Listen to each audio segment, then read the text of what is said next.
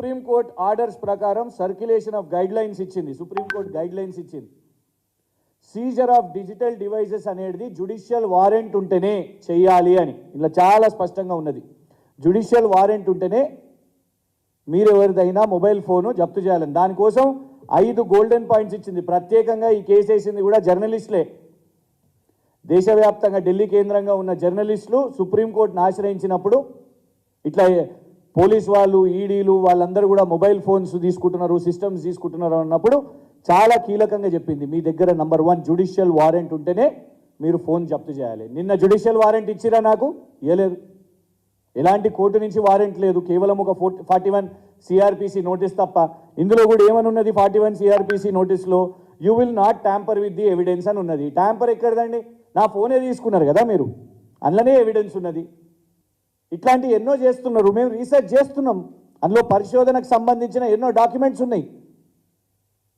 అదానీకి సంబంధించిన ఏదైతే వ్యాపారాలు ఉన్నాయో ఆ ఫోన్లో డాక్యుమెంట్స్ ఉన్నాయి. 1000 పీడిఎఫ్లు ఉన్నాయి.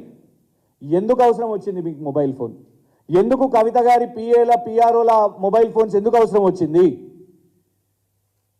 ఇందులో చాలా స్పష్టంగా ఉన్నది. సుప్రీంకోర్టు ఇచ్చిన గైడ్ లైన్లో compelled disclosure of passwords is forbidden unless any statute expressly allows for it.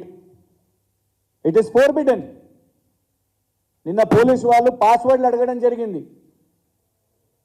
నిన్న మొబైల్ ఫోన్ పాస్వర్డ్ కానివ్వండి, ఆ యాప్ కానివ్వండి, వాళ్లకు క్లియర్గా నేను కన్ఫెస్ చేసిన, అవును మేమే పోస్ట్ చేసినాం, దాంట్లో కోర్టుకు కూడా మేము చెప్పడానికి సిద్ధంగా ఉన్నాం.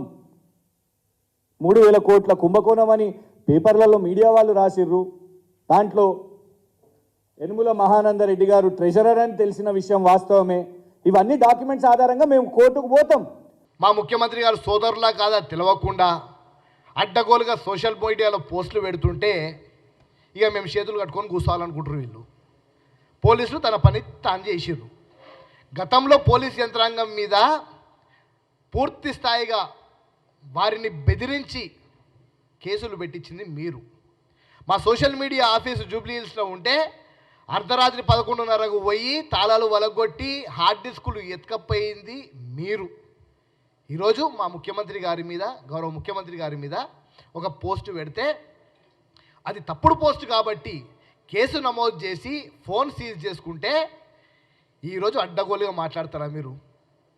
అప్పుడు పాతకాలంలో మేము చూసినాం, సినిమా థియేటర్ల దగ్గర ఇట్లా డప్పు డుమ్ అని కొడుతుంటే కోతి ఎట్లా డ్యాన్స్ చేస్తుంటుంది. అరే ఉల్టా పలటన కానీ ఇట్లా పలడుతుంది, ఇట్లా పలటన కానీ సార్కి నమస్తే పెట్టగానే ఇట్లా. ఆ విధంగా ఈ రోజుకి ఈ టీఆర్ఎస్ పార్టీ నాయకులు తయారయ్యారు. ఏంది ఇది?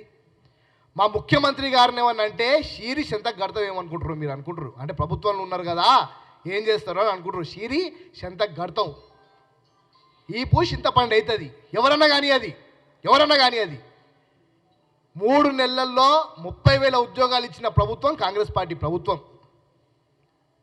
దాని మీద ఒక్కరోజు ఒక హర్షం వ్యక్తం చేయరు వీళ్ళు. అంటే ప్రభుత్వం ఏర్పడ్డప్పటి నుంచి ఇప్పటి వరకు ఏదో విధంగా వీళ్ళని దుమ్మెత్తిపోయాలన్న ఆలోచన.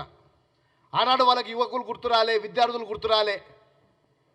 ఈరోజు మా నాయకుడు రేవంత్ రెడ్డి గారు 5 మంది ఎన్ఎస్యూ అధ్యక్షులు, ఒకరు కాదు ఇద్దరు కాదు, 5 మంది ఎన్ఎస్యూ అధ్యక్షులు, మహేష్ కుమార్ గౌడ్ గారిని ఎమ్మెల్సీ చేసిండ్రు, పొన్నం ప్రభాకర్ గౌడ్ గారిని మంత్రిని చేసిండ్రు, మా వంశీచంద్ర రెడ్డి గారికి ఎంపీ టికెట్ ఇచ్చిర్రు, మా అజ్మతుల్లా హుసేన్ గారిని వక్ఫ్ బోర్డ్ చైర్మన్ చేసిర్రు, మా బల్మూర్ వెంకట్ గారిని ఎమ్మెల్సీని చేసిర్రు. 5 మంది ఆర్గనైజేషన్ ఉన్న వాళ్ళని తీసుకొచ్చి ఈరోజు తెలంగాణ రాష్ట్రంలో వీళ్ళంతా అధికారంలో పదవులలో ప్రజలకు చేరువయ్యే విధంగా ఆర్గనైజేషన్ ఉన్న వాళ్ళని ముద్ర పెడితే కనీసము అనుములకు ఎనుములకు తేడా తెలవని అన్ఎడ్యుకేటెడ్స్ని మీరు ముందర కూర్చోబెట్టి మా ముఖ్యమంత్రి గారు మాట్లాడుతున్నామని మేము ఊకం. మా ముఖ్యమంత్రి గారు ఈరోజు ప్రజాప్రభుత్వంలో ఎవరికైనా ఇబ్బంది ఉంటే మీరు కంచెలు కట్టిన ప్రగతి భవన్ని కంచెలు తొలగించి ఏనాడన్నా పోయి మీరు అర్జీ పెట్టుకోవచ్చు. మీరు అర్జీ పెట్టుకురానా?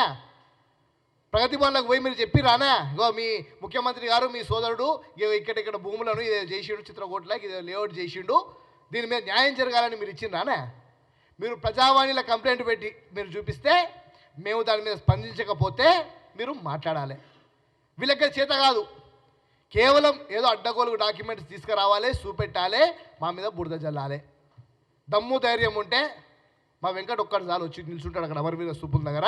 మీ దగ్గర డాక్యుమెంట్లు ఉంటే వచ్చి ఇవ్వండి, మీరే చెప్పండి, టైము డేటు మీరే చెప్పండి, మేము ఎవరం అవసరం లే.